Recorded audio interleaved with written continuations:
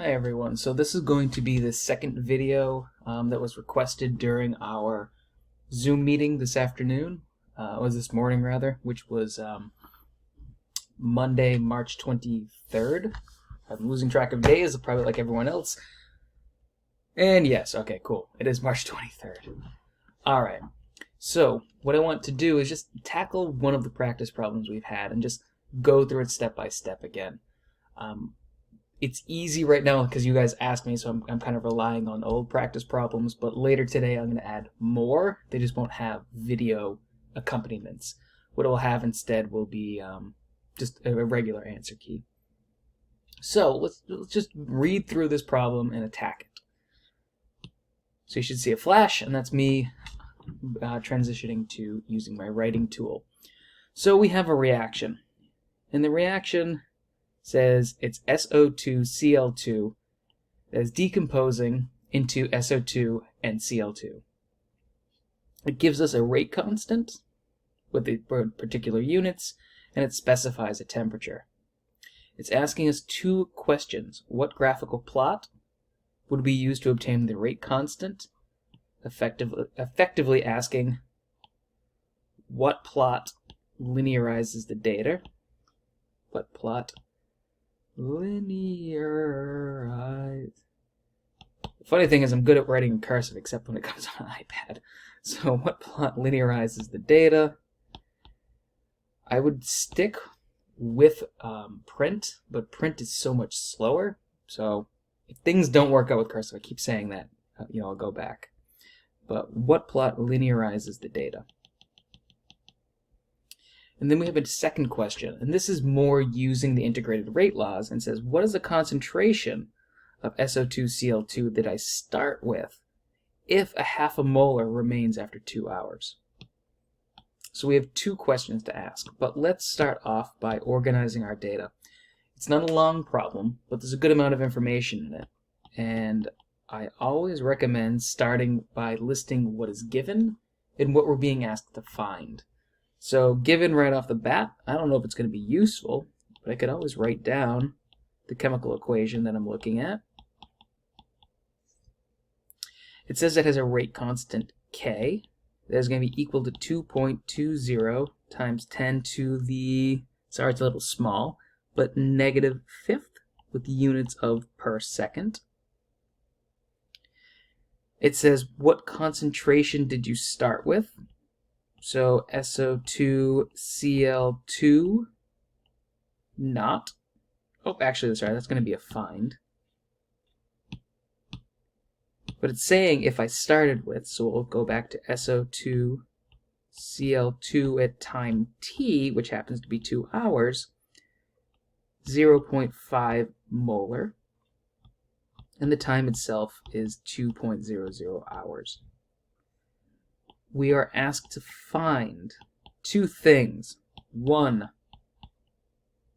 is the graphical plot to determine the rate constant K. The second question will be to find the concentration of SO2Cl2 at time naught, which means at time 0 or effectively initial concentration. So let's start with the easy one first. We'll do the graphical plot, and I believe we did it in class, but it's always nice to have a fresh reminder, and then we'll jump into part 2. So I'm going to erase the entire screen. So what graphical plot would we use? And the way we could determine that, it seems really complicated, but it's actually not, because we're looking at the rate constant units. Why does that matter? Because all 0th order are molar per second for our units for K. All first will be in per second. To make it really non-specific is per time. That would be concentration per time. I'm going to go back to being a little specific for the rest. But in general, like concentration and time, you can change your units, but for us, we're mostly sticking with molar per second. Maybe on an exam I might throw you a curveball with units of minutes. So just keep track of what we're looking at. But it's basically per time. Time to the -1 is a first order. So for a second order is going to be per molar per second. Third order is per molar squared per second, etc. So right off the bat, per second, done. I already know it's a first order reaction. So it's going to be up to you to recognize the different types of plots. So a first order reaction, so we can start with zeroth order. A zeroth order reaction, if we plot the concentration of our reactant, so let's assume we're dealing with A yields some kind of product, which is basically what we're seeing here, right? A compound A, SO2Cl2, is yielding some sort of product. If it were a zeroth order reaction, you would find a linear representation of the data. We already know it's not zeroth order. A first order reaction will plot the natural log of A, again A being our reactant, so SO2Cl2, probably should have been very specific, of time. That will be our first order reaction, and that would linearize the data, and then I've pulled the John Mulaney again and ran out of space. If I was doing a second order reaction, again everything's versus time, be 1 over the concentration of A. And that would linearize the data, but it's one of those things we need to be familiar with that actually gives a positive slope for K, because we can find out K equals slope, or minus slope, K equals minus slope, and then K equals slope. That's something to get familiar with, that's all. Why did I know that? I'm going to take the first order reaction as an example. Again, anytime I do these lengthy explanations, skip through things you already know. It's not worth your time to watch me re-explain unless you think it's going to help you. So when I do these lengthy explanations, this is for anyone who needs that additional explanation. So again, this is going to be a lot of more of a realizing what do you need versus what I'm offering. I'm going to offer everything. You choose what you need. So if you don't need this whole video, pick and choose. So how did I know the first order reaction would be linearized like this following that graphical plot? That actually comes from knowing the integrated first law. I will give this to you, and I've mentioned that on the live stream. You will have an equation sheet when you do a quiz. But it will be up to you to recognize that this equation is the integrated first law. Integrated, I don't know if that's an I or an E, probably an E. Integrated rate law for a first order reaction, right? By definition, if we follow how this equation is written, y equals mx plus b, well, if I take a look here, y is my ln of a, that makes sense. My x is t, there we go, makes sense. My slope, which is m, is equal to negative k. I got a negative slope, makes sense. And then my y-intercept is going to be the concentration of A at time 0, which makes sense because there's my time 0. So just by knowing the equation for first order rate law, I know exactly what the graph will look like. And you can do the same thing for second and 0. So that was probably overkill for the first part, but in case anyone needs it, it's definitely worth it. Again, going forward, I may have long videos. You can skip parts you are familiar with. You can always come back. Alright, so now we're on to part 2. Part 2 is asking us to figure out, let's just remind ourselves, find the concentration of my starting material, which is SO2Cl2, at time naught, or time 0. if my final concentration is a half a molar and I've allowed 2 hours to elapse, I can't forget the information of my rate constant. I have already established this is first order. That means my integrated rate law will look like this.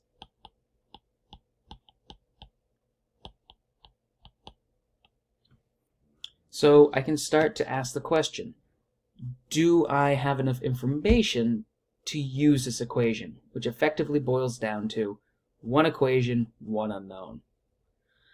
So I'm being asked to find the concentration of SO2Cl2 that I started with. That's right here. All right, I have an unknown. I need to know the rest of the variables. Do I have a K? Yes, I do. Do I have a T? Yes, I do. Do I have a starting concentration? Oh, sorry. Not a starting concentration. A concentration of my compound after a certain amount of time? Yes, I do. I have all my unknowns. Sorry, all my knowns. I only have one unknown. Let's solve. So I'll try to keep this on the screen. There we go. Switch colors as I start to put in variables. So ln at time t. Time t is 2 hours. And actually when you're doing math, you can use brackets if you want. You don't have to. But my concentration of SO2Cl2, which is effectively A in this example, is a half a molar. Is my negative sign. My K is 2.20 times 10 to the negative 5th per second. My time is 2 hours. And then my initial concentration is what I'm solving for. So I better have a variable. Right off the bat, per second and hour, we know will not cancel. So one of them needs to be converted to either the hour needs to be converted to hours to seconds, or seconds to hours. I have just found it easier to convert the 2 hours to seconds. So in 1 hour, I know that there are 60 minutes, and then in 1 minute, there are 60 seconds. Or if you know it, there's 3,600 seconds, which is what I'm going to use here, in 1 hour. So we have our 3,600 seconds per 1 hour. If we do that math out, I believe it's 7,200. So 3,600 times 2, it is 7,200 seconds. So let's take that information and then plug it back in and substitute in our time of 2 hours for 7,200 seconds. So what we see here immediately is per seconds and seconds cancel because it's effectively doing that math. S and S cancel. 1 over 1 is unitless. So we're in good shape there. So my units cancel. That means I'm only left with units of concentration, which is exactly what I'm solving for. Oops, wrong one. There we go. All right. So let's do a little bit of math. The first thing that I'm going to do is I'm going to multiply the 2.2 times 10 raised to the negative 5th times 7,200. I'll carry this over, and again, I'm trying to use alternating colors to help people follow the order in which I'm doing the math. Seconds and per seconds cancel, so it's technically unitless. And we're left with that equation. Maybe I should be really specific. That's A naught. So I have a number here and a number here. So let's isolate them. What do I mean by isolate? Is get to the numbers to one side and leave my unknowns on the other. So what I'll do is I'll add, add 0.1584 to both sides. So I'll take the ln, or the natural log of 0.5, and I'm going to add 0.1584.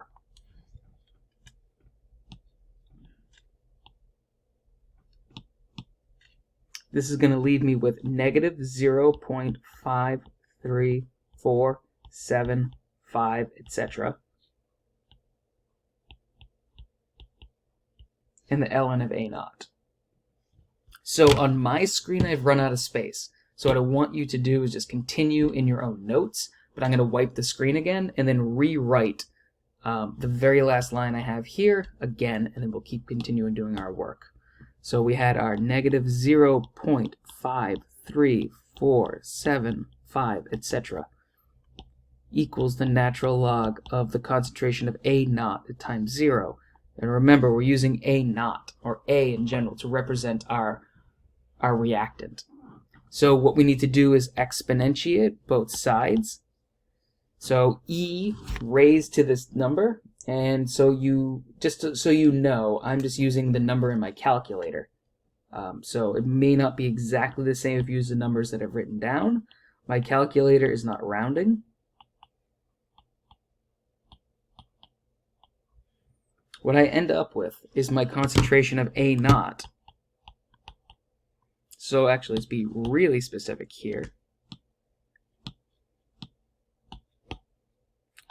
My concentration of SO2Cl2 is equal to 0. And how many sig fig we have? 3?